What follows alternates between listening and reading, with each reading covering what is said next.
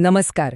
आपल्या देशात सरकार कसं बनतं, कसं चालतं, या सगळ्या प्रश्नांचं उत्तर आहे भारतीय संसदीय प्रणाली. आणि ही फक्त एक राजकीय सिस्टम नाहीये, हा तर आपल्या लोकशाहीचा आत्मा आहे.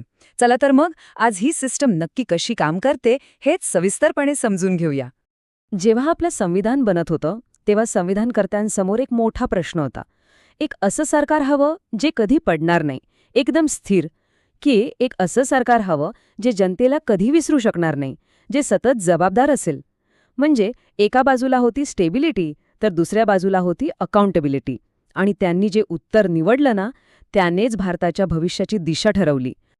आता या दोन सिस्टम्समधला फरक अगदी सोप्या भाषेत समजून घेऊया. बघा, संसदीय प्रणाली म्हणजे रोजच्या परीक्षेसारखी आहे. सरकारला सतत आपलं काम सिद्ध करावं लागतं, नाहीतर नापास. या उलट अध्यक्षीय प्रणाली म्हणजे फायनल एक्झामसारखी. एकदा निवडून आलं की सरकारला एक ठराविक वेळ मिळतो काम करायला. त्यामुळे हा सगळा खेळ आहे स्थिरता आणि जबाबदारी यांच्यात बॅलन्स साधण्याचा. मग भारताने काय निवडलं? तर आपल्या संविधानकर्त्यांनी एक खूप मोठा आणि धाडसी निर्णय घेतला. त्यांनी स्थिरतेपेक्षा जबाबदारीला जास्त महत्त्व दिलं. हा काही असाच घेतलेला निर्णय नव्हता. खूप विचारपूर्वक उचललेलं हे पाऊल होतं आणि आज तोच आपल्या लोकशाहीचा एक भक्कम आधार आहे. पण त्यांनी हीच निवड का केली? यामागे 3 मुख्य कारणं होती. पहिलं, ब्रिटिश राजवटीमुळे आपल्याला या सिस्टीमची आधीच ओळख होती, ती नवी नव्हती. दुसरं आणि सगळ्यात महत्त्वाचं, त्यांना वाटलं की सरकार स्थिर असण्यापेक्षा जबाबदार असणं जास्त गरजेचं आहे. आणि तिसरं कारण म्हणजे अध्यक्षीय प्रणालीत जसं अध्यक्ष आणि संसदेत सतत वाद होतात तसे संघर्ष टाळायचे होते. सरकार आणि संसदेत एक सुसंवाद हवा होता. ओके, तर मग आता थेट या सिस्टमच्या वर्किंगमध्ये जाऊया. बघूया तरी हे सत्तेचं इंजिन नक्कीच चालतं कसं. आपल्या सिस्टीममध्ये ना सत्तेचे 2 प्रमुख आहेत. एक आहेत राष्ट्रपती, जे देशाचे सर्वोच्च पण फक्त नावापुरते प्रमुख आहेत, म्हणजे डी जॉरे हेड. पण खरी सत्ता म्हणजे डी फॅक्टो पॉवर, ती असते पंतप्रधानांच्या हातात. देशाचा सगळा कारभार पंतप्रधानांच्या नेतृत्वाखाली असलेलं मंत्रिमंडळच चालवतं. या संपूर्ण सिस्टीमचं हृदय म्हणजे तिचं हार्ट आहे कलेक्टिव्ह रिस्पॉन्सिबिलिटी किंवा सामूहिक जबाबदारी. आर्टिकल 75 हेच सांगतं. म्हणजे काय? तर मंत्रिमंडळातले सगळे मंत्री एका टीमसारखे काम करतात. सोप्या भाषेत सांगायचं तर एकत्र तरणार किंवा एकत्र बुडणार. एका मंत्र्याची चूक ही अख्ख्या सरकारची चूक मानली जाते. आणि म्हणूनच जर अविश्वास प्रस्ताव पास झाला तर एका मंत्र्याला नाही तर अख्ख्या मंत्रिमंडळाला राजीनामा द्यावा लागतो. मग सत्तेपर्यंतचा हा मार्ग कसा असतो? सगळ्यात आधी निवडणुकीत बहुमत मिळवायचं.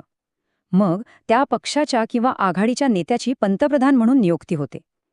पंतप्रधान आपलं मंत्रिमंडळ निवडतात आणि सरकार तयार होतं. पण इथं गोष्ट संपत नाही. खरी कसोटी तर पुढे असते. सरकारला आपला कार्यकाळ पूर्ण करण्यासाठी लोकसभेचा विश्वास सतत टिकवून ठेवावा लागतो.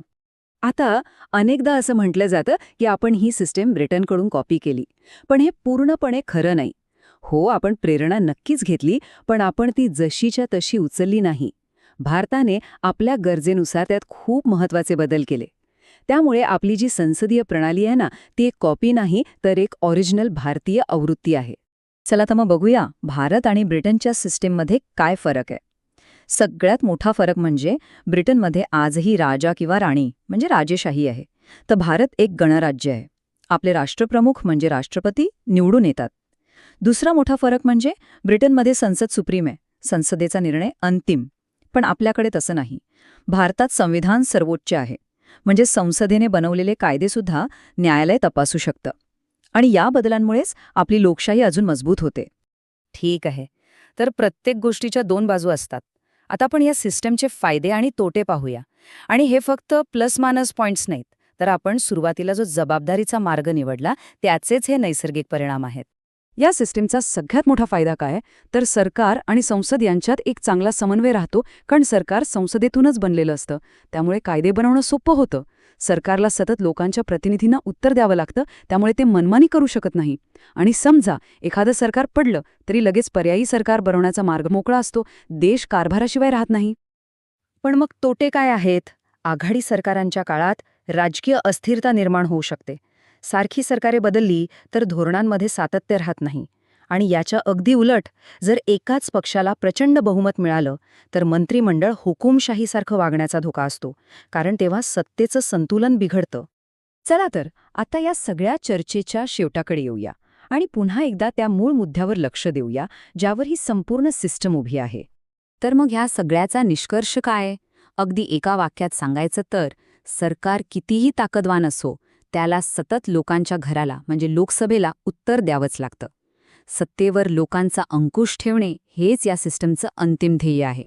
आणि जाता जाता एक महत्त्वाचा प्रश्न, आजच्या या गुंतागुंतीच्या जगात जिथे देशाला स्थिर आणि लांब पल्ल्याच्या धोरणांची गरज आहे, तिथे रोजच्या जबाबदारीवर भर देणारी ही सिस्टीम खरंच सर्वोत्तम आहे का? स्थिरता आणि जबाबदारी यांच्यातला हा जो ताळमेळ आहे, तो आजच्या काळात योग्य आहे का?